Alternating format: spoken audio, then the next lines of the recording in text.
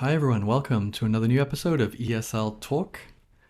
This week, our episode is going to focus all about EAP, teaching EAP, and also listening to a student's experience of being an EAP student in Canada. I'm really excited to share this interview with you in this episode because I was actually able to interview a former student who was an EAP student of mine, and the success and the progress she's made in a very short time is really, really impressive.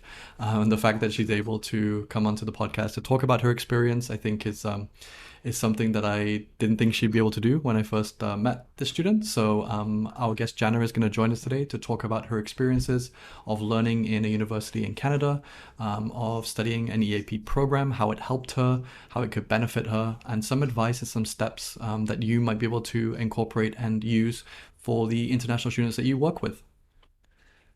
Last week's episode with Adam, again, was really well received and it was a really long episode. We had a really detailed chat where we talked a lot about building and nurturing your classroom environment and building that positive environment for teachers as well. So do feel free to go back and check that out if you haven't.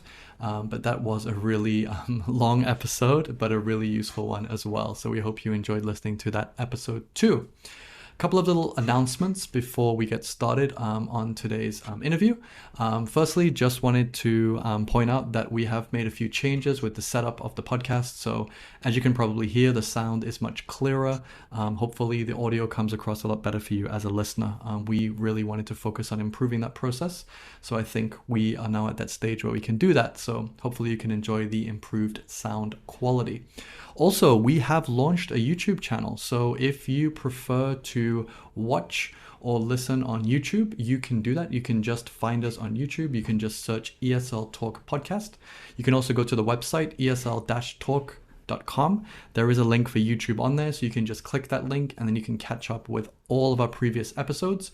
We are starting to add some video clips and snippets in there as well, so you can get to know our guests a little bit better. So do feel free to check that out if you have a moment and subscribe. We'd really appreciate it a lot.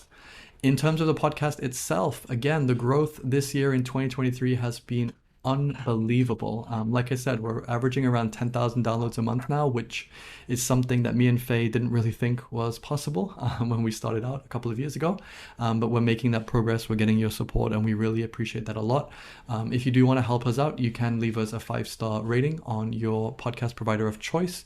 Mostly, I guess, Apple Podcasts and Spotify is where most of our listeners join us from. So if you are able to drop a 5-star review and just leave a comment what you honestly think about the podcast, we'd really appreciate that a lot. And again, our ongoing partnership with Crystal Clear ESL continues. So if you would like to get access to over 600 plus ESL lessons that cover all different parts of ESL teaching. So if you're a kids teacher, if you're a speaking teacher, a writing teacher, an IELTS teacher, a business English teacher, we've got you covered on there. 600 plus interactive, beautifully designed, very clear lessons with teacher notes and everything that you need to just teach right away, off the shelf or out of the bag. It's ready to go.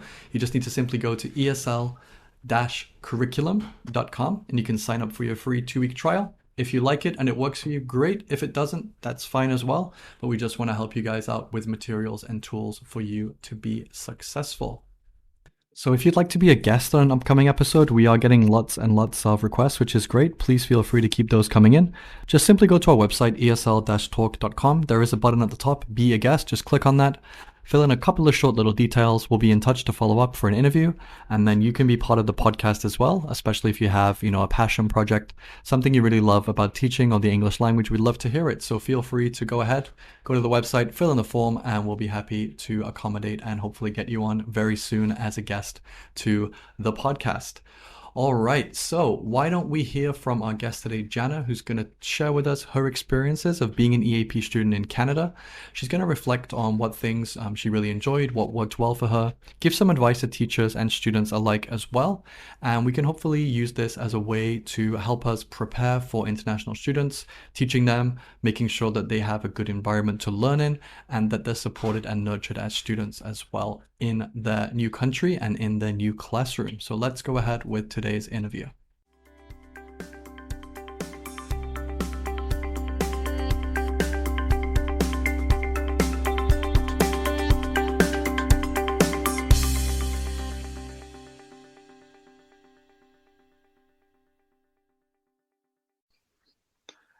All right. Hi, Jana. Thank you so much for joining us today. Hi, Danielle. Hey, no problem. I'm so honored today to be in your podcast. Thank you so much. Could you tell us a little bit about yourself before we begin for our listeners? Okay, so hello, listeners. I'm Jana Najjar and I am from Kuwait.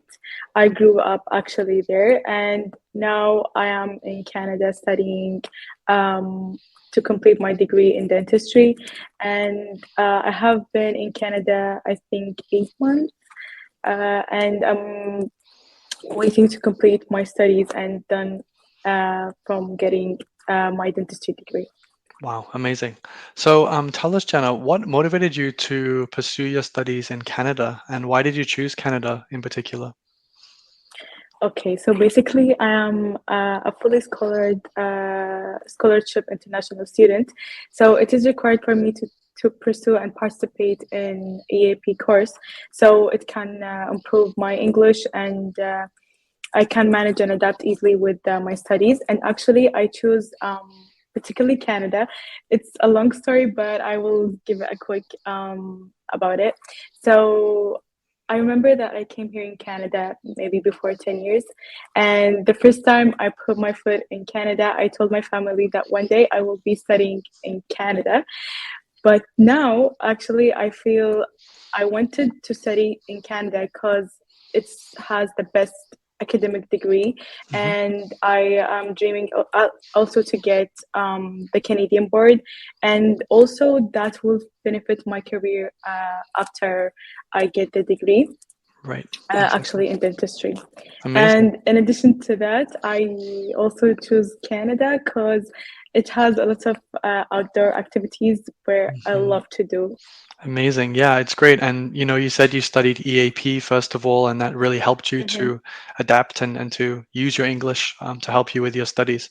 So tell me Exactly. then, how has your language proficiency improved since you started studying? So you did EAP first, and now you're obviously studying for your dentistry degree. So how has your language proficiency improved since starting your studies in Canada, and what helped you the most in learning English when you got to Canada? Okay, so basically, how my proficiency English get to improve, but it's by practicing. I used to practice everything that I learned uh, since the EAP in my normal life and my day. Also, I challenge myself and forced myself to learn more, and everything that I get it new, I should practice it and use it in my daily life. In addition to that, I try to engage with different background people and the different cultures, and even try to learn what I prefer or what I wanted to learn in English instead my mother language is, which is Arabic. Amazing. So, of course, this change is not easy, and I was fortunate enough to work with you for a little bit, and I know some of the challenges that you and some of your friends faced as well, moving to a new country. So, could you share some challenges you faced during the move to Canada and your studies, and how did you overcome those challenges at first, Jana? Okay, so I faced a lot of challenges since the first day that I came here. It was, of course, hard at the beginning, but after a while I get to use and adapt with these challenges. The first challenge, and it was the hardest, which is homesick. I really miss my family a lot, and but now we are living in a modern life. There's a cell phone, and I can talk to them and even FaceTime them anytime that I want. And always that I put one fact in my mind that one day I will finish studying and go back, and they will be proud of me that I get the degree and studied hard. In addition to that, other obstacle that I face is managing my time. Hmm. Actually, it was so hard. I couldn't even know what should I do, or what my priority to do in the day, or the rest of the week. So how did I overcome them? I tried to plan my day and even my week and write what I need to do first, second, and third. That thing helped me a lot to even have a free time to practice what I want. Amazing. It sounds like you've really improved those skills, especially time management, because that is something that is really important in university, Yeah, especially in Canada. So let's talk about meeting students from other backgrounds, other cultures. How have you interacted with other international students and even Canadian students as well? And what have you learned from these experiences?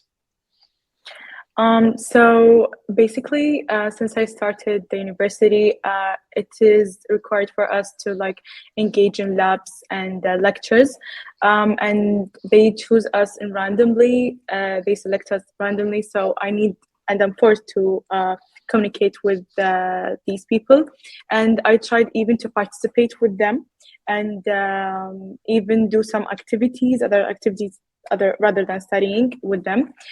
Even I learned from them a lot, especially patient, and I need to have the patient while like learning from them and even get adapt with them because nothing will happen easily or faster.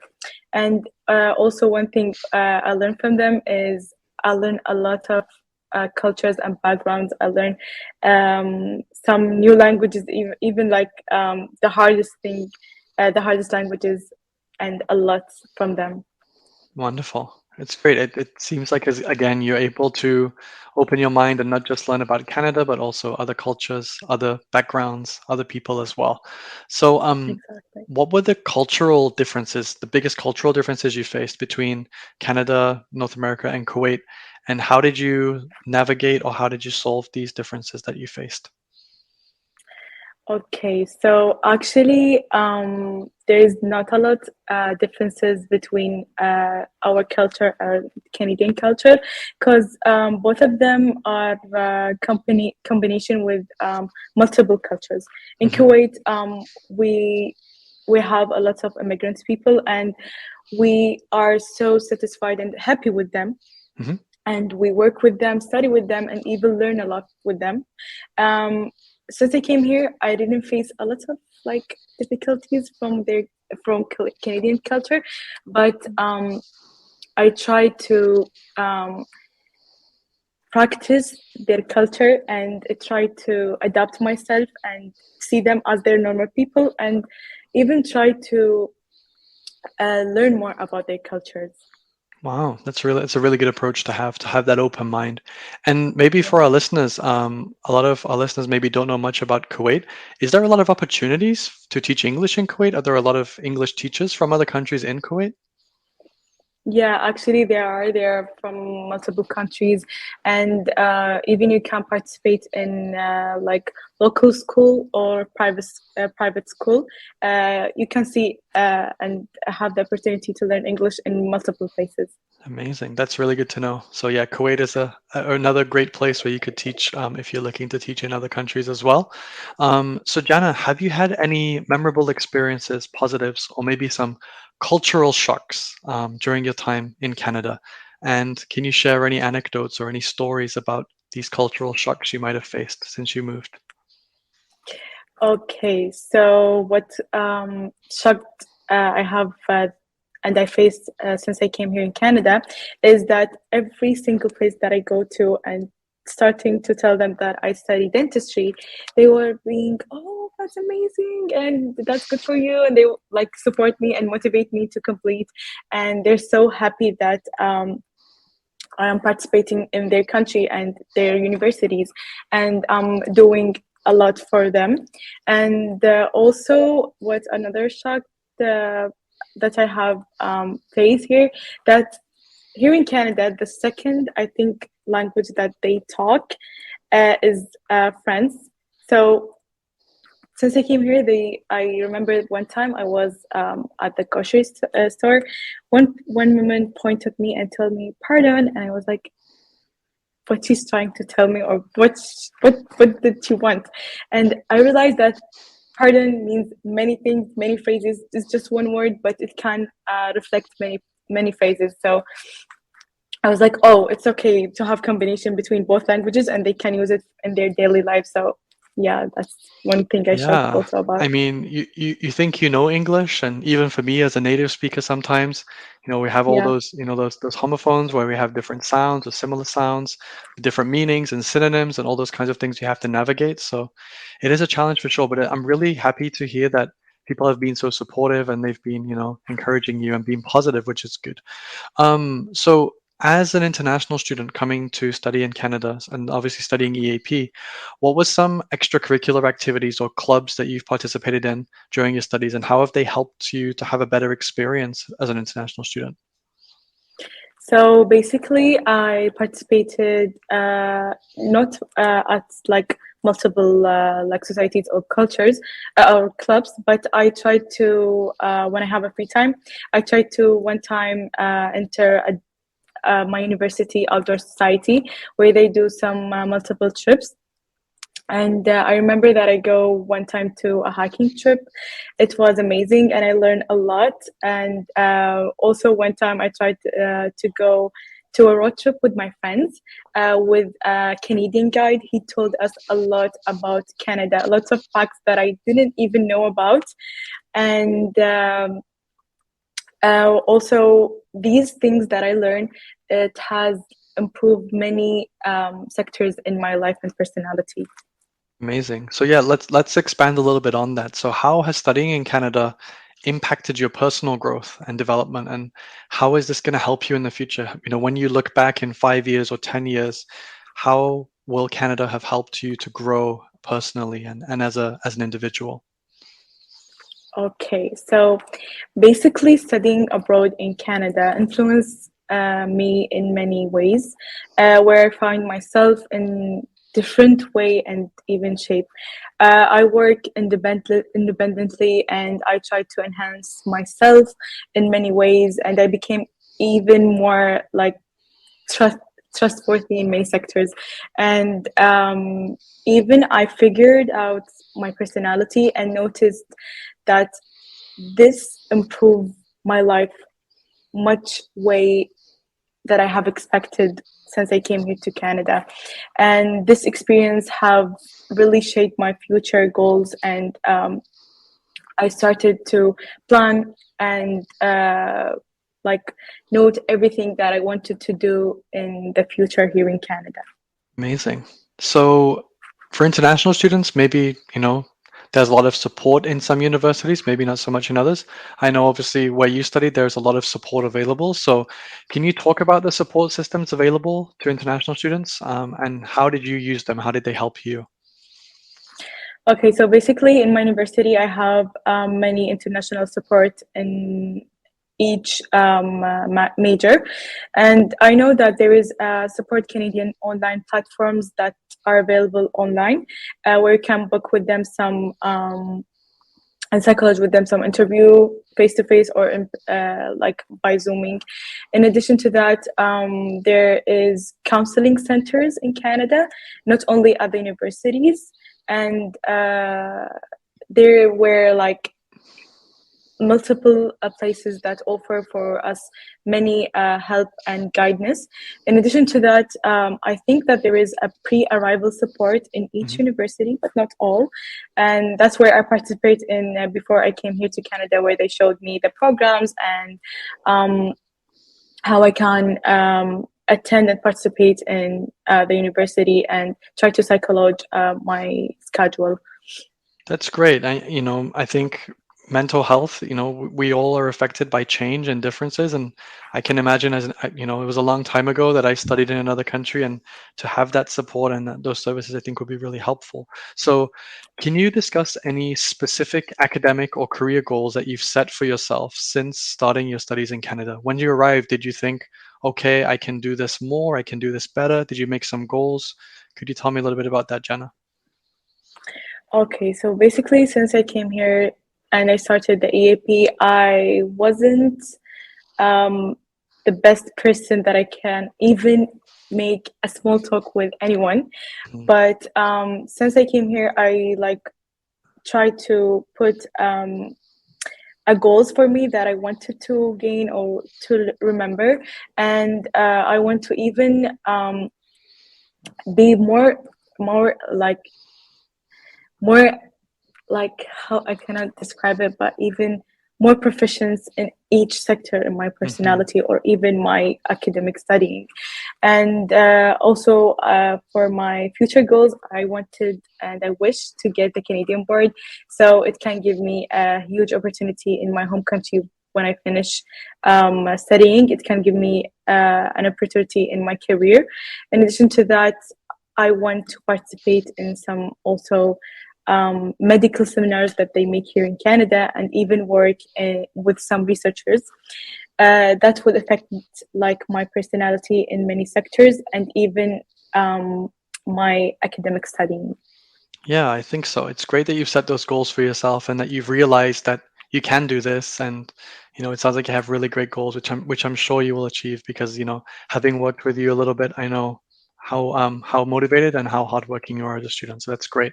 So, Jana, can you share any advice or tips to other international students who might be moving to Canada or they might be thinking about moving to Canada? What advice would you give them? Okay, so basically, I will give them some multiple advices. First, don't be afraid, because having that chance to study in Canada is the best and greatest chance that any person have ever have that opportunity. Even try to look for, when you come here to Canada, try to look for clubs or communities that you prefer or even want to learn or know about. Also, try new things. Don't surround yourself with things that you did it before. Just try to look for new things and the things that you wanted to learn or even want to know about.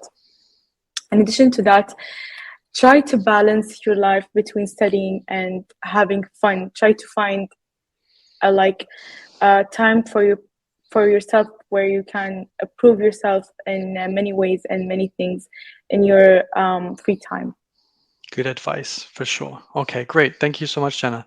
And just finally, can you reflect on your overall experience studying in Canada so far? What will you take away from this experience? And as you move forward, what are some things that you will look back on and think that was amazing, or I'm so glad I did this?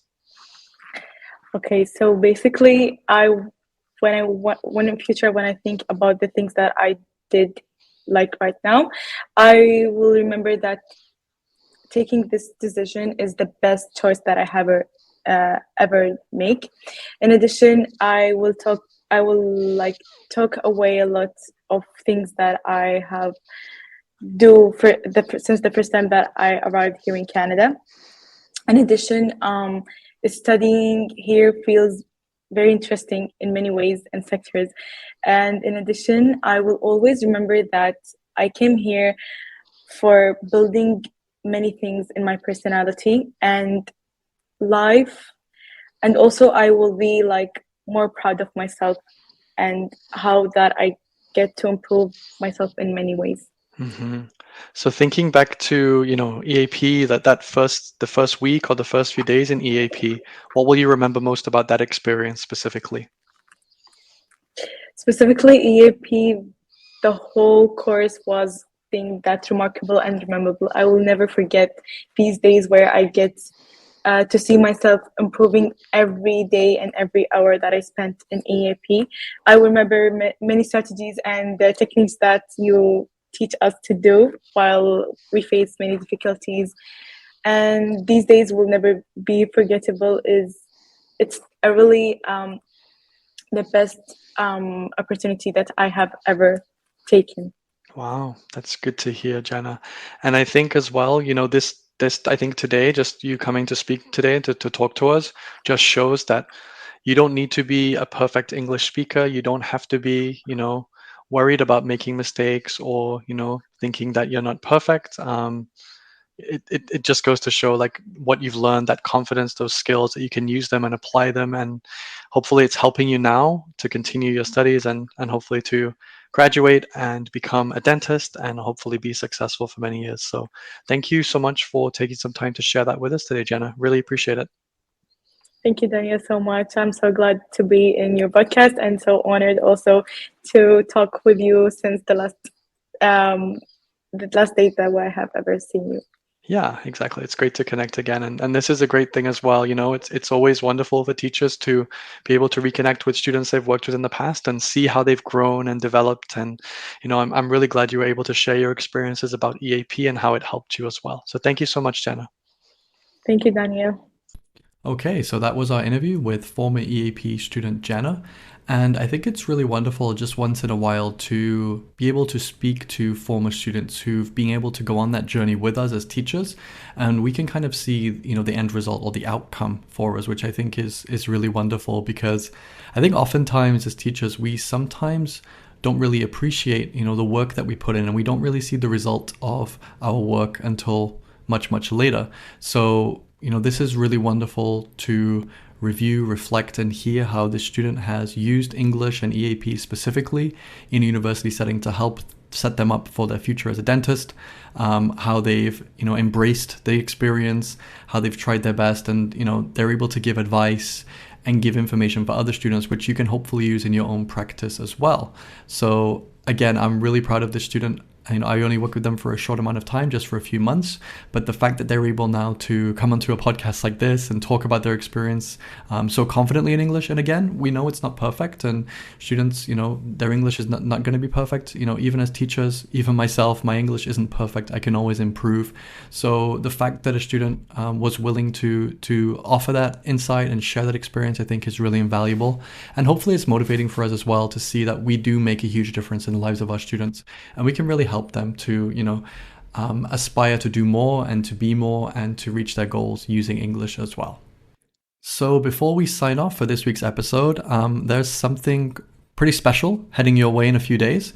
So there's going to be a little bonus episode in your podcast feed this week. I'm excited to drop this in. I've been working on something quite big the last few months, and I'd like to share this with all of you as well.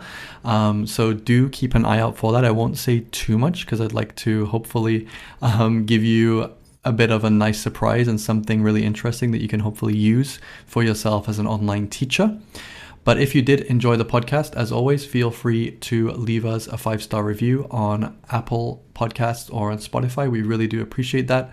And also, if you don't follow us on Instagram already, why not? Come and join us on Instagram. We're at ESL Talk Podcast. On Instagram, we do post regularly with updates for episodes. You can find out a little bit more about our guests, and you can also get involved in a little bit of Q&A as well. And if you do have any questions about anything, that's always a good place to reach myself or Faye, where we'll be happy to respond to your questions. And if you'd like to be a guest on a future episode, again, we've made it really easy for you. Just go to the website esl-talk.com. There you can click the link Be a Guest, fill in a couple of short details, and we'll follow up with you to arrange an interview. Again, we've got a really nice long list which we can work through, and that means lots of great content for you as listeners, hearing from really passionate educators and English teachers who really want to share what they love about teaching English or learning English. And of course, on the website esl-talk.com, you can also find links and all our previous episodes for free. So feel free to take a look at them. And again, you'll see the link to our YouTube page. So if you'd like to check that out and give us a subscribe, we'd really appreciate it as well. And then just finally, one more quick plug for our partner, esl-curriculum.com, Crystal Clear ESL, where you've got access to over 600 plus interactive ESL lessons ready to go straight off the shelf. You can enjoy a 2-week free trial just by joining. So do feel free to take a look at that and see if it's something you might find interesting that might work for you in your day-to-day as a teacher. Save some time on prep and planning as well. So that would be the goal. All right, I'll wrap it up for this week. Again, there's going to be a little Brucey bonus popping its way into your inbox at some point later on in the week, maybe Thursday, Friday. So do watch out for that. And we'll see you next week for another brand new episode.